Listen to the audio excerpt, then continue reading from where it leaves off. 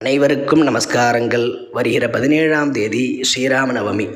முழு ராமாயணம் படித்த பலன் 2 நிமிடத்தில் கிடைக்க, வெளியில் சொல்ல முடியாத நம் கவலைகள் கஷ்டங்கள் அனைத்தும் நீங்க ராமாயண ஜெய மந்திரம். சுந்தரகாண்டம் 42வது சர்க்கத்தில் 33வது ஸ்லோகம் முதல் 37வது ஸ்லோகம் வரை பாராயணம் செய்தால் முழு ராமாயணம் படித்த பலன்கள் அனைத்தும் நமக்கு கிடைக்கும். ஜெயத்யதி பலோ ராமஹ லக்ஷ்மணஸ்ச மகாபலஹ ராஜா ஜெயதி சுக்ரீவஹ ராகவேனாபிபாலிதஹ